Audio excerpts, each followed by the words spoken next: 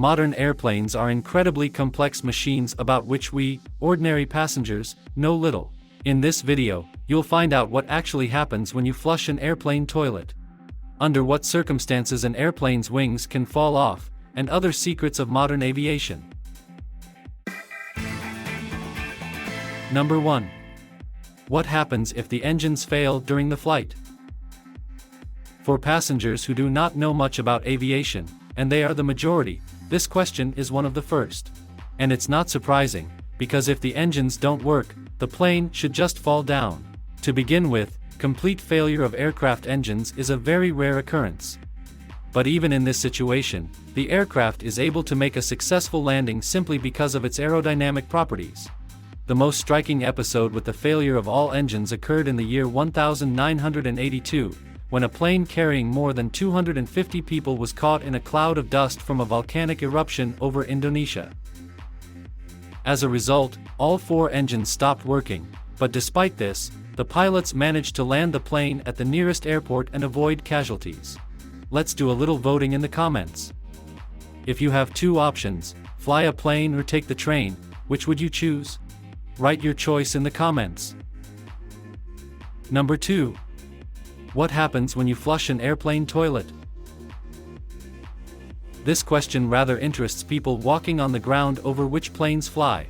Is it possible that someone's waste products will fall on you from the sky? The interesting thing is that this was a very possible situation before the 1960s. At that time, including in many large high-altitude passenger planes, the so-called open dump system was used. A pipe was extended from the toilet over the side of the plane. To prevent depressurization of the cabin, 2 valves were used at the end of this pipe. Except for the last detail, the whole system was like a toilet in an old train carriage, i.e., feces just flew overboard. Give me a like if you didn't expect it to be possible. Fortunately, technology has not stood still when it comes to airplane toilets. Those who at least occasionally fly on airplanes are familiar with the characteristic loud sucking sound that occurs when you press the flush in an airplane toilet. In most modern aircraft models, this vacuum system is used. All waste products are literally sucked in under the pressure of air and with the participation of a small amount of water. Then everything goes into a special tank on board the plane, and the tank is cleaned on the ground after landing. This is done by special employees serving the aircraft. As a continuation of the toilet theme, we will answer the question of how and where airplane pilots go to the bathroom. Pilots are also living people and their bodies also have natural needs. When flying, the pilot can rely a lot on the computer system that controls the plane. But that does not mean that the pilot can just get up and go to the bathroom. There is a special procedure. When one of the pilots goes to the restroom, a stewardess is sure to enter the cockpit and wait for the departed pilot to return. This happens in case of an emergency. If suddenly one of the pilots goes to the restroom and the one remaining in the cockpit gets sick, for example, and passes out.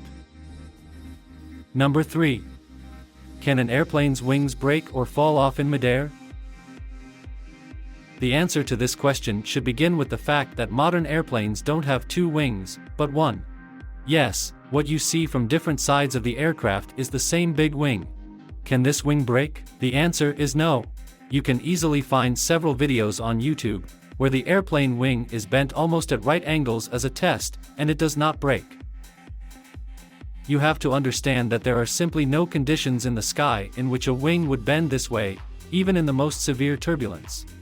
And by the way, it's because the plane has 1 wing that the seats next to the wing are the least shaky.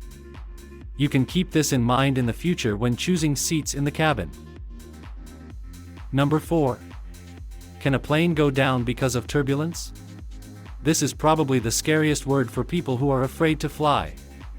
Turbulence, or simply jolting, is an absolutely normal phenomenon in aviation. Why is this happening? Airspace can be compared to the road. When you drive a car on an uneven surface, you are shaken. There are air currents in the sky instead of pits, warm and cold. The junction of these air currents is where the turbulence occurs. By the way, turbulence occurs constantly during the flight, but as a rule, it is so weak that passengers simply do not feel it. Perceptible shaking in the cabin is noticeable only in strong turbulence.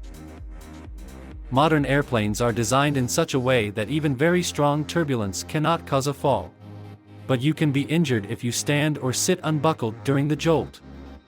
Therefore, it is best to remain strapped in at all times during the flight. Number 5. What happens if lightning strikes the plane? Indeed, the lightning looks intimidating. And what happens to an airplane when a lightning strike occurs nearby, or even strikes it? In fact, modern aircraft will not be harmed by lightning. In the vast majority of cases, even if lightning strikes an airplane, the passengers inside won't even notice it. The material that makes up the airplane shell completely protects the passengers sitting inside from any exposure to lightning. In very rare cases, lightning can de-energize the plane, but then the pilots reset the electronics on board and the flight continues as normal.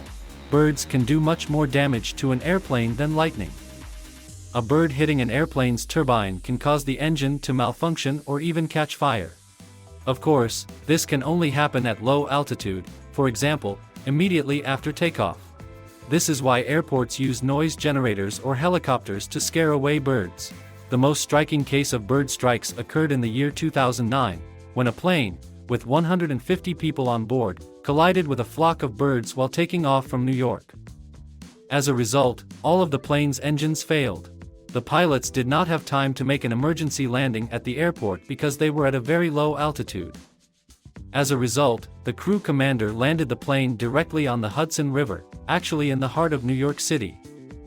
Thanks to the professional actions of the crew, all passengers were rescued. By the way, the movie Miracle on the Hudson, starring Tom Hanks, was released a few years ago about these events. Number 6. Food on airplanes is an interesting topic of its own. For example, what do pilots eat? The fact is that the pilots have a separate menu with several dishes to choose from.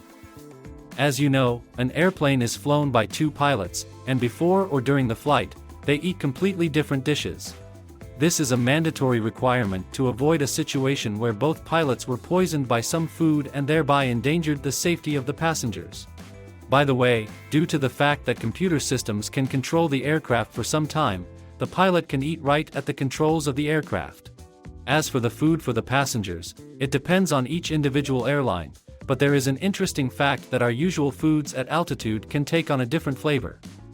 Because our receptors work differently when flying in an iron box at an altitude of 10,000 meters than they do on the ground, and some foods that we love may seem unpalatable. Conversely, what we can't stand on the ground may seem delicious on an airplane. Number 7. Are pilots afraid to fly? The answer to this question is pretty obvious. Of course not. Because the most important quality in a pilot's job is stress tolerance. A person who is afraid to fly simply cannot become a professional pilot. And you have to understand that the more you fly, as an ordinary passenger, the more relaxed you start to feel about flying. Even if you are not initially reassured by the fact that, according to statistics, the plane is the safest means of transportation. Give it a thumbs up, subscribe to the channel, click on the bell to keep up with new videos, and, of course, leave your comments under this clip.